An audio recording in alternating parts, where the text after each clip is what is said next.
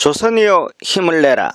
안녕하세요. 역사지존의 역사이야기 정유재란 중편입니다. 좋아요와 구독 부탁드립니다. 1592년 일본군 20여만 명의 침입으로 시작된 임진왜란.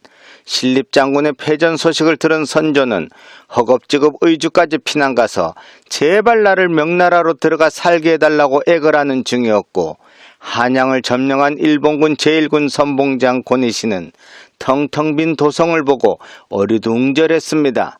성을 버리고 도망가는 왕이라. 성을 자신의 생명이라 여겼던 센코쿠 시대의 다이묘들로서는 상상도 할 수 없는 일이었습니다. 고니시의 거침없는 행보는 곧바로 평양성까지 점령. 이제 조선의 운명은 바람 앞에 등불이었습니다. 하지만 금방이라도 쫓아와 자신의 목을 베어버릴 것 같았던 일본군들이 웬일인지 평양성에서 두문불출 꼼짝도 않고 있자 작전을 바꾸어 선조는 명나라의 구원봉을 청하였습니다. 조선과 일본이 함께 손잡고 자국 명나라를 치는 것으로 오해했던 만력제는 오해를 풀고 휘하장군 조승훈에게 3,000명의 군사를 주어 출정케 합니다. 거기에 대해 조선군 3,000명이 함께하니 군사 6,000명으로 평양성 탈환에 나섰습니다. 하지만 조승훈의 조명연합군은 일본군의 매복에 걸려 수십 개의 병력만 겨우 살아남아 도망가는 신세가 되었습니다. 최초의 명일전쟁에서 명나라는 패하고 말았습니다. 이에 명나라는 이여송으로 하여금 5만여 명의 대군을 준비시키는 한편 시간을 끌기 위해 유격대장 심의경을 보내 고니시에게 50일간 휴전하자고 제안하였습니다. 이때 평양성의 고니시도 죽을 맛이었습니다. 보급로가 이수신 장군에 의해 끊어지고 일본보다 매서운 추위가 시작되자 아무리 일본에서 100년 전란을 겪은 병사들이라고는 하지만 낯선 이국 땅에서의 전투는 그들의 사기를 꺾어놓기에 충분했기에 심의경의 휴전제를 받아들여 한숨 돌리기로 하였습니다. 그러한 중에 드디어 명나라의 참전이 이루어졌습니다. 조선에 들어온 명나라 제독 이여송은 버선발로 뛰어나와 맞이해주는 선조에게 대접이 소홀하다며 행패를 부렸습니다. 피난지에서 왕인 선조도 도루묵이 맛있다고 먹는 마당에 원군으로 온 이여송은 마치 점령군처럼 굴었습니다. 더구나 평양성 전투에서 철저하게 짓밟힌 명의 조승훈은 일본군의 무서움을 과장 섞어 이야기하자 이여송은 차일피일 전투를 미루었습니다. 하지만 자신의 목적이 왜군과의 전투이고 조선 조정에 빗발치는 독촉에 마지못해 평양성으로 향합니다. 이여송의 부대는 자신의 직속 부대인 요동기병 6,000명과 믿었던 조승훈의 평양성 전투에서 너무나 쉽게 패배하자 절강이나 양광 등지에서 대외교 훈련을 받고 조총과 대포로 무장한 남병들까지 모두 끌어모았습니다. 명나라 군대 5만에 조선군 1만 명 등 총 6만의 병력으로 드디어 평양성을 공격하기 시작했습니다. 이들이 평양성을 공격하던 1593년 1월은 유난히도 매서운 추운 날씨가 계속되었습니다. 조명연합군을 맞은 고니시는 이미 평양성에 자신들 외성의 장점을 모아서 방어하기 좋게 개축해 두었습니다. 그리고 여러 곳에 흩어져 있던 일본군들에게 지원을 요청하지만 모두들 외면하였습니다. 명군 수십만이 쳐들어온다는데 지원을 외면하는 그들 때문에 고립무원이 되어버린 고니시 부대는 비록 사기는 떨어졌지만 격렬히 저항할 수밖에 없습니다. 퇴로가 없기 때문입니다. 명군과 왜군 모두 실전으로 단련된 군사들이라 정말 치열하게 싸웠습니다. 하지만 월등한 대포로 무장한 남병들의 포공격에 왜군들이 사방서 패퇴하기 시작합니다.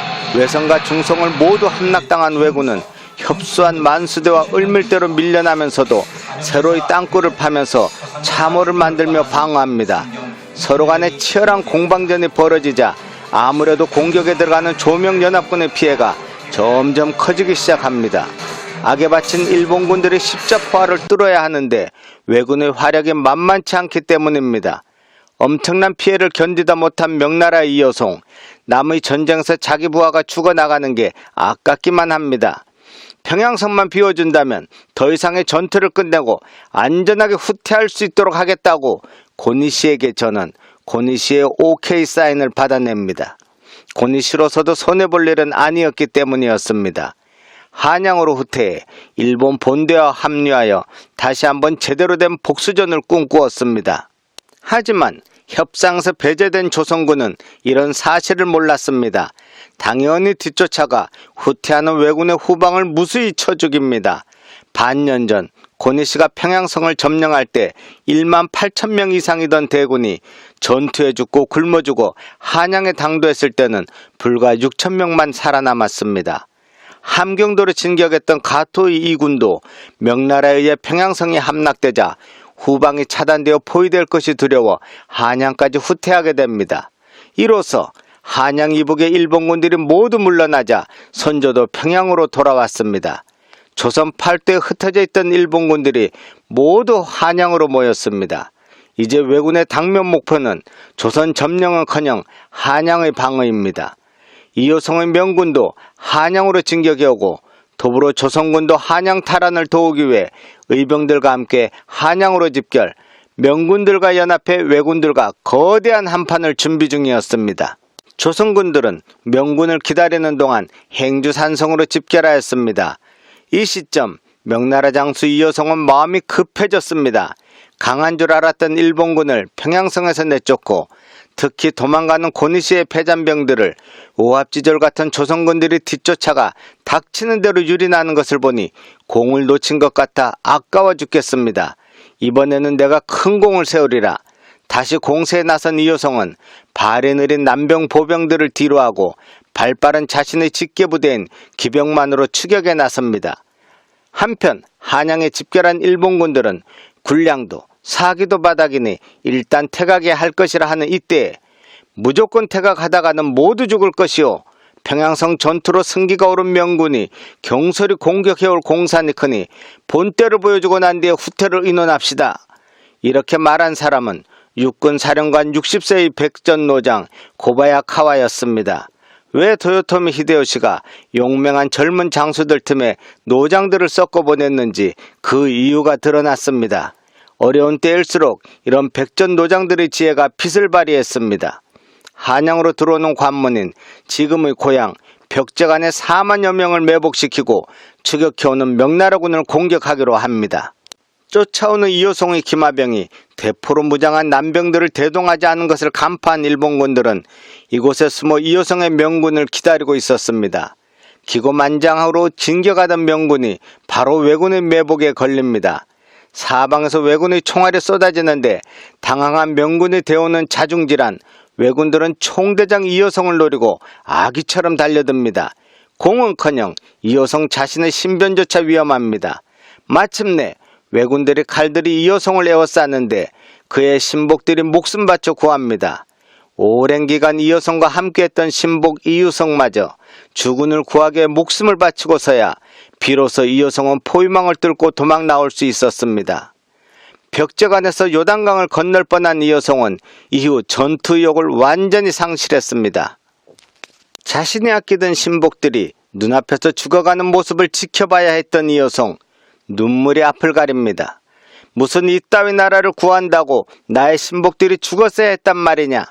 머나먼 타국에서 무시무시한 적과 싸워야 한다는 것을 깨달은 명군 사령관 이효성은 이후 소극적이 됩니다.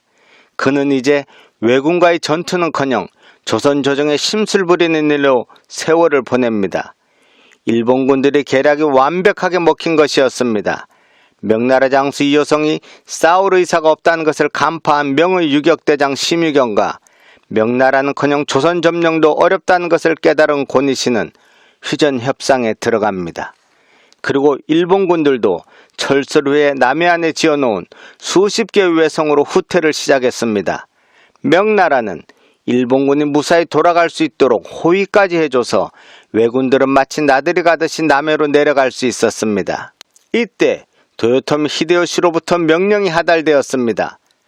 진주성을 쳐서 지난날의 수모를 갚을 것. 아니, 이게 무슨 일입니까? 철수하려면 그냥 하지 왜 진주성을 철저하게 짓밟으려는지 조선 조정은 발칵 뒤집혔습니다. 왜군이 노리는 진주성. 진주성에서 벌어지는 2차 진주성 전투와 심유경과 고니씨가 도요토미 히데요시를 속이는 정유자란 하편을 기대해 주십시오. 누구보다 먼저 보시기 위해 구독과 알림을 설정하시기 바랍니다. 감사합니다.